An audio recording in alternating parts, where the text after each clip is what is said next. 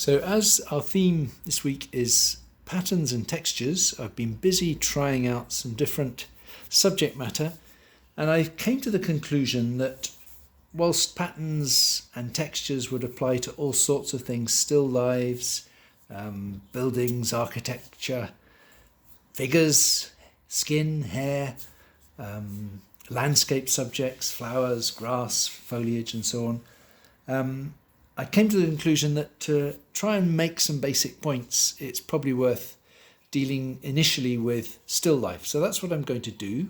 I've chosen a patterned jug and a patterned rug, and I'm just going to quickly do some studies, and through that try and make some points about different approaches, talking initially really about demonstrating initially as well about rendering, producing representations of this subject, but then hopefully going on from that in this presentation to thinking much more about how you would use pattern in an image. So I'm going to start in pastel and charcoal, do some drawings, then I'm going to do a bit of painting later on. So a jug like this is very patterned, and we've got this patterned rug, but there's the whole issue of the form of the jug, the pattern of light and shade, modelling all of that, as well as this pattern superimposed. So it's partly a question of, what do you do first? So what I'm going to begin with here is actually a tonal drawing, or a drawing in monochrome, in charcoal. I realise that I've got a slightly different view here from what you'll see on the camera, but I can still make the same points, hopefully. So I'm starting with some willow charcoal, and I'm sketching out just some outlines of my complicated jug and also of the pattern surface that it's on. So I'm not doing the pattern of the jug yet. What I'm thinking about here, first I've got the drawing of the jug, but I'm also thinking a little bit about pattern in terms of perspective, because that's one way in which this pattern on the rug is quite useful, I think. I mean, I might love the pattern. I might be someone who likes pattern and wants to use it in my work, but I can also see it as a way of suggesting perspective. So as those lines on the rug converge, that's going to be useful to me. Anyway, I want to get the form of the jug working. Actually, the sun's going in a bit, but I can still make out a reasonable amount of contrast with the dark inside of the jug and then the lower edge of that form. So the usual suggestion of looking with your eyes half closed, I would make, because if I look with my eyes half closed, it shows me what's light and what's dark, and some of that light is to do with light falling on the object, and some of it is to do with the fact that it's a white surface in many parts. Some of the dark areas are shadows, and some of the dark areas are the dark pattern. So that's fine. I'll just get that all down in monochrome, and then I'll spray it, and that will give me a really useful tonal start to my subject. So a lot of the rug is a bit darker over here. Some of that dark is shadows, some of it is just that it's not a light colour. I could potentially take a rubber and lift off some of the light, but because I'm going to spray this, I'm not too worried about that, because I think that's always a good thing to be able to spray, to have a fixed surface that you've sprayed and then to put light marks on. So let's pause it while I spray. So once it's sprayed, the charcoal won't smudge, so I can put colour on, and as ever, I would look with my eyes half closed and think about the sort of broad areas. What are the main kind of colours? And the red of this blanket is the one that I'd start with, and although it's a tartan sort of plaid, I'm not actually, I'm just covering that red area with a bit of red, and there are some bits of red down here that I might get on as well. So I'm blocking that in as a general colour, and there's a nice little gap in there, a negative space. Because I've got the charcoal underneath, that's actually quite helpful for me, for allowing me to make sort of lighter and darker reds. And you can see that when I smudge that, actually the charcoal shows through, so that's very helpful. That's a good way of me making lighter and darker areas. So that's the shadows cast as well as the darker versions of those colours. Next, I think I'm going to work on the jug and sort out, maybe actually with the grey, I'll go on basically modelling this jug. So I'm ignoring the pattern and I'm just trying to look at the light and dark areas, putting on some grey, smudging that, trying a little bit of white where things stand out as lighter, and leaving the pattern till last.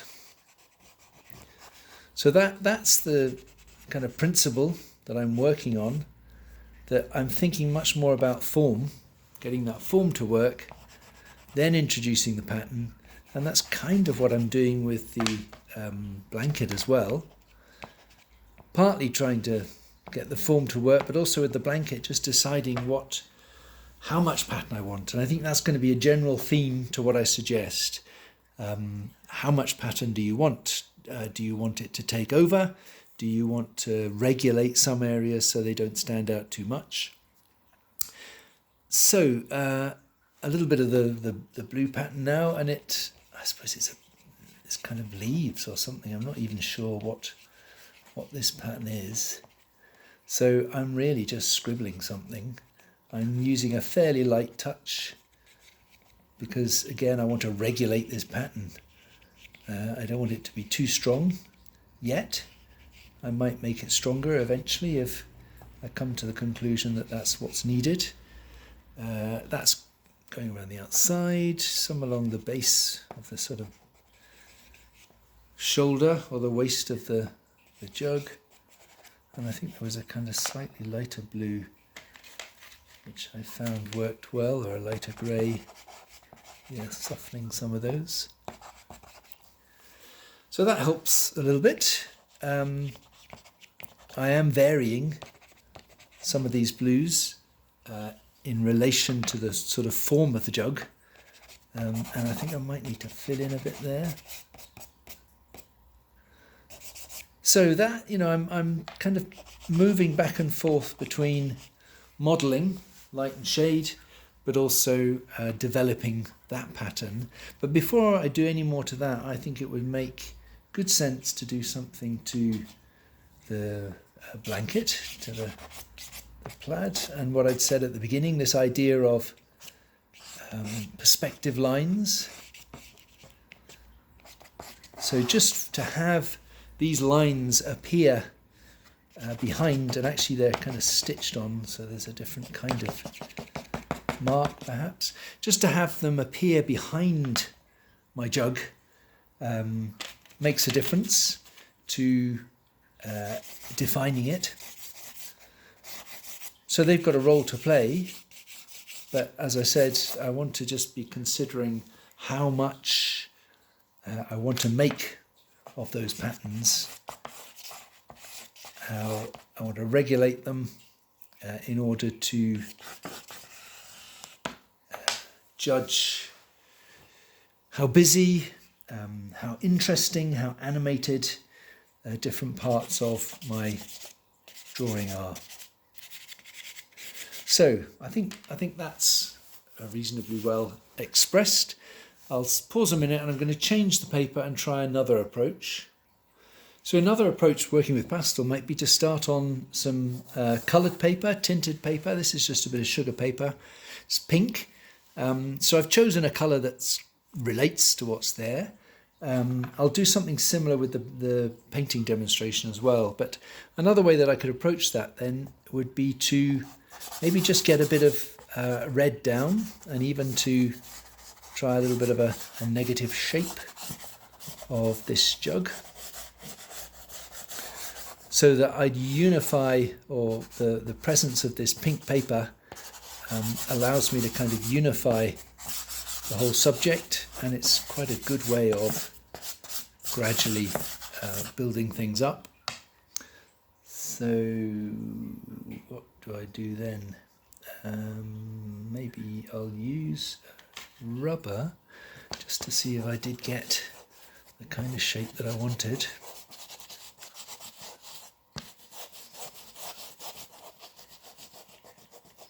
I'm just using the rubber to kind of reinforce some of that negative shape, and then I think I might go for the greys. So this isn't terribly different from what I did before, in that I'm saving the pattern in both cases for a bit later. I'm saving the pattern, the detail, until I've got some of the colours and the sort of tonal arrangement working. So with my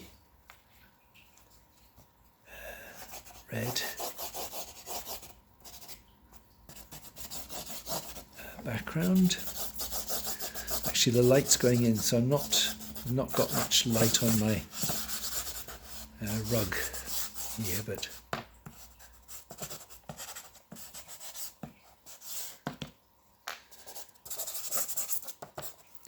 so slightly different approach, but actually, as I've said, in fundamentally not so different. Although what's quite nice with this particular subject, given that it's a white object, albeit with a pattern on it, because it's white, when I put on some of these chalk marks, they do actually stand out quite well. And I might even, starting on this darker start, I can probably even start to distinguish between, I'm now getting light through the window, well, not much light through the window, but I've got a light in the room, so I might be able to distinguish between those. Sort of brighter light over here coming through the window.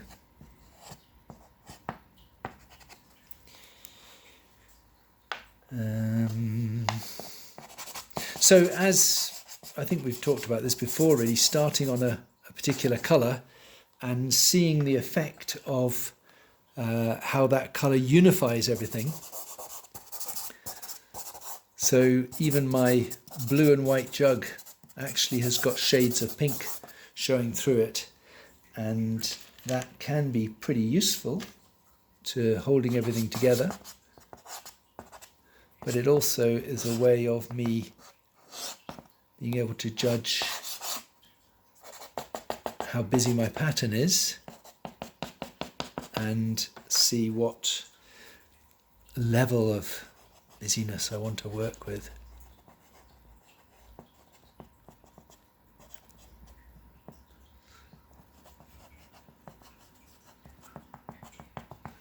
So using the pastel, putting this pattern on, I've told you it's a kind of pattern of foliage, but I'm really just dotting the marks on to suggest that. I'm drawing what I see with my eyes half closed, sometimes smudging and softening, sometimes putting stronger marks. And actually, now that I've done that, what I need to do is probably strengthen some of these background colours to gradually give an edge, because you'll notice I didn't start with any kind of edge to my drawing. I was trying to build up to a negative shape. So I hope there's been some value in what I've done there. Suggesting a couple of ways of starting. I don't want to spend too much time on pastel, because I also want to do something in paint. I've made points about maybe getting the form of the object, that suited me first, and then putting the pattern on top, using the pattern on the surface to create perspective. So just to make some points really about, what you might be thinking about pattern, how much pattern, and what the role of the pattern might be in an image. But I'm going to pause now and set up to paint, and again talk about some ways of sort of rendering pattern in oil paint, and then reinforce some points about why you would use pattern. So I'm going to make an attempt, a start on this still life, and reviewing what's there.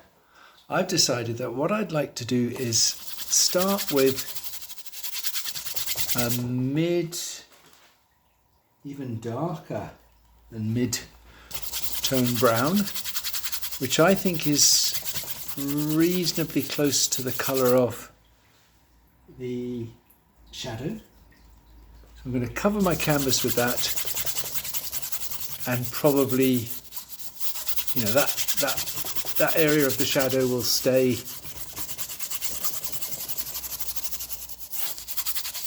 this colour, and I'll do various other things to other parts of the painting,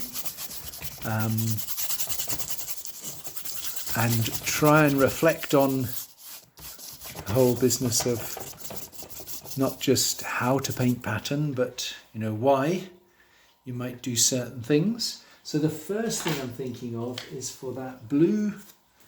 So I've got a wet surface, as you've just seen there, and I think the blue jug, I'm going to wipe away with my rag.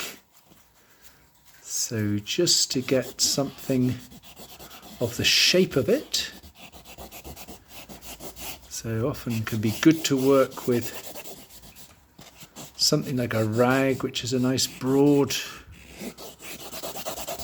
loose way of working. It helps you see shapes in it. You can't do detail very well. So I think, and I'm just thinking that because I'm going to be painting blue, there'd be no harm in clearing that area. Should have put my jug a bit higher, shouldn't I? Because I want to get a bit more of that, just a bit more of this wrapping paper. This outrageous bit of pattern there. And actually I'm going to dip my rag in some white spirit. So let's just get this a bit higher up. So it doesn't have to be absolutely clean, but I just think this would be a better composition with a slightly smaller jug.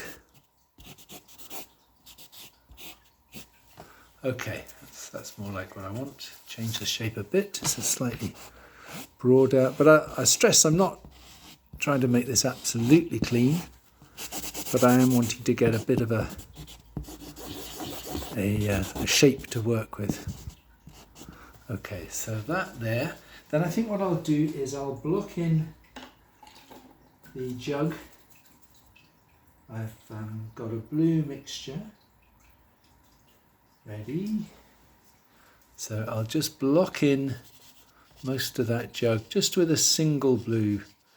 So much like what I was doing with the pastel demonstration, I'm saving pattern.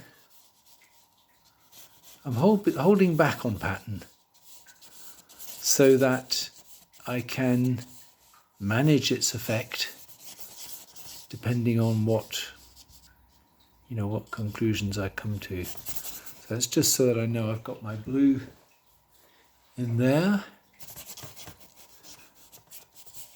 And then I think I'll go from that to, I made a lighter shape, a lighter colour for the wooden surface behind. And actually now I look, maybe my brown I started with isn't quite dark enough, but I've got more of it so I can put more on. But as I put on this lighter colour, which isn't quite as light as I thought it would be, I'm going to start already on some of the kind of textures, because we've got a wood grain there, I'm introducing some horizontal marks. Okay, that's not really very impressive, is it? That's not really doing very much. Okay, I've got to adjust some colours. Let's just see if a slightly thicker version of my... Yeah, that's better. At least that's a little bit darker, and we've got... Now, because I'm painting, you can see because I'm painting onto a wet surface, it should be down there, I am lifting off some of the wet paint there. So if I don't want to do that, I've got to make sure I've got enough paint mixed.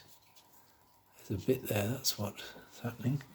And I've got enough paint mixed, and I might have to hold my brush a bit more parallel to the surface of the canvas. And then I've got this shelf that I'm working on. Right, I think I've got to pause because there's a lot of paint mixing needs to be done. So there's a lot to do, and I'll probably do a bit of stop-start work. But I've just made a lighter colour for my background, and I think actually that can work quite well to start to suggest some of the texture pattern of that wooden surface behind. So just to start, and to bear in mind there's a certain amount of perspective in there. So that's allowing me to show the shadow. And then let's get something down on the busy surface. And so that's some wrapping paper. And because it's red berries and green leaves on some sort of white background, I've made a grey for this area, which is on top of the mantelpiece, and is also a bit of a shadow cast by the pot. And I've made a lighter grey for the area at the front and also down the side there. So again, I'm ignoring the pattern for the time being, just while I get something down as a kind of base. Something like that. Now those colours, actually usefully, I think I can use in the jug as well. So I think that's what I need to do next. Get some of those greys just into the head of the jug. I'm still not on pattern, but I want to get some of these main colours of the jug. So as I was demonstrating really with the pastel demonstration, I'm dealing with form first and then coming on to pattern. And I've got a bit of a base there.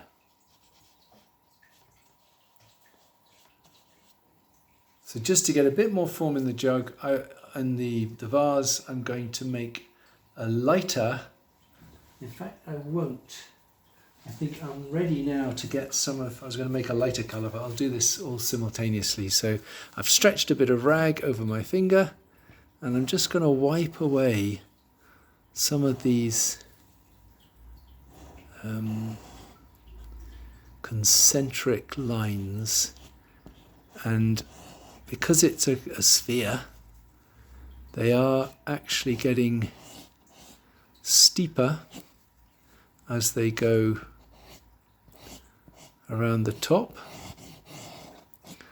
Lucky for me, they're not very regular lines, so I'm quite happy to be loose about this. And I may have not done enough, I may have got lost.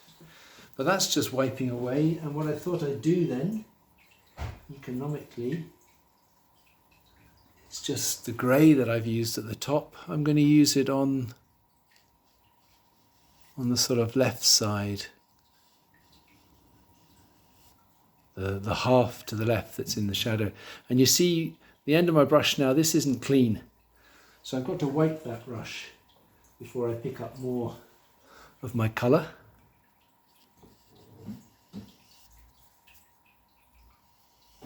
And put those in, approximately. So I'll pause while I make a lighter colour. And with my lighter colour, I'm going to again go back to form, modelling the lighter area in the mouth of the vase,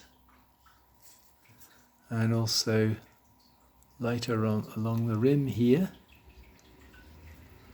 A little bit thick with that brush, and then, as I did with the grey stripes, I can start to do some of these lighter stripes over this side and help generate the pattern, but also a sense of the form. And I'm not actually taking them all the way around because I want that to sort of fade as it goes over that side. And then there's probably something at the base, isn't there, I can do here. So that's a relatively easy pattern, I hear you say.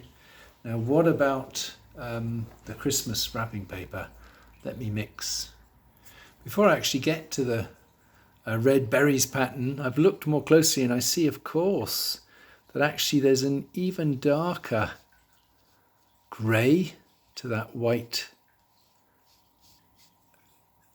background of the wrapping paper, which is the shadow cast by the vase. So I'm putting that in. So I've got really 3 greys there, which are what I'm going to work into with some reds. And this time, when I did the stripes on the vase, I wiped things away, but this time I'm just going to paint into the wet paint a suggestion of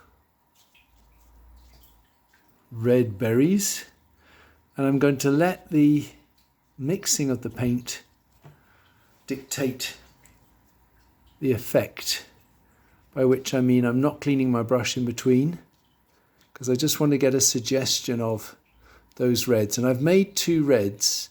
The one for that shadowy area is a bit more subdued, and then I've made a brighter one for the light area. A brighter and a lighter one, because I want to sort of reflect the fact that some of this is in light and some is in shadow. So this is all a bit provisional. I'm not, as you can see, very carefully making exactly the pattern, and I'm not really going with contours. Maybe I am. Maybe I like to think some of these are going down the way and some of those are going across, but I'm not sure that they are really. I'm just trying to cover that. I think if there's any difference in form, it's coming from the greys, so I'm glad I did that. That's helpful. I think I get a little bit more red on, and then I need some green so that I've got all the colours of the pattern, and then I can manage them. So I'm trying to manage what is a very busy pattern by letting the sort of wet in wet effect soften this pattern. And just therefore create an impression of it. And once I've got an impression down, I'll be standing back and looking at it and deciding whether things need to be livened up which would mean instead of letting the paint mix wet in wet, I would try and float it on the surface. And again, I've actually, I don't know how well you'll see this, but I've made a kind of brighter green, a lighter one with a bit more colour in it for these areas here that are in the light part of the scene. And as I talked about a bit with the pastel work and the jug, it's important that this pattern comes right up to the edge and appears behind, in places, the object, so that it helps define it. So when I look at my painting, I think I might strengthen some of the greens in the shadows. That would be a thing to do. So I'm topping up some of those marks and possibly floating the paint a little bit more so that it doesn't mix quite so much. So that's how I'm managing the pattern there. I didn't think it was lively enough in the shadows. And the other thing I was going to do was darken some of this shadow here of the jug, and also just take note a bit of some of the marks, the wooden, what's the word, the grain of the wood. That's a bit too strong. So this is where the wet in wet can be helpful. I can suggest some of that pattern. I'm not going for individual grains, but we've got knots and things up here. And using this mixing on the surface, I can regulate the effect. And as I keep saying, if these patterns, these textures appear on either side of my object, that'll help them recede. That'll help the background recede and the foreground object stand out.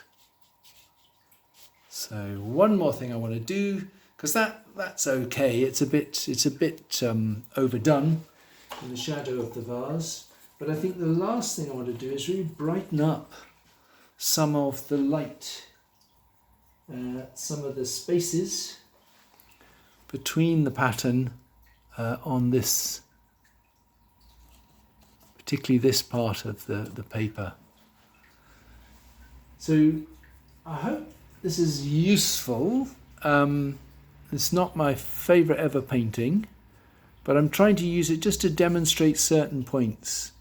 So I was wiping away areas so that I could put colour on to make the shape of the vase, even wiping away to put the stripes on.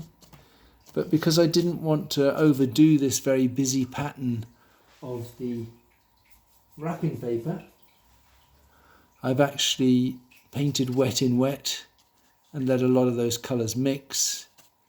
But now I see that it might be worth livening up some of those colours, and so I'm coming back to it and topping them up. And if I went too far, then again I could mix them a bit on the surface. I think there might be certain points, especially around here, where I'd like to bring that out a bit more. And you can see I haven't attempted to be faithful to that pattern at all. I could do, that wouldn't interest me, but if I wanted to, well then I would just do everything that I've demonstrated here much more carefully, and it would take me a lot longer. So that's all I want to show to you.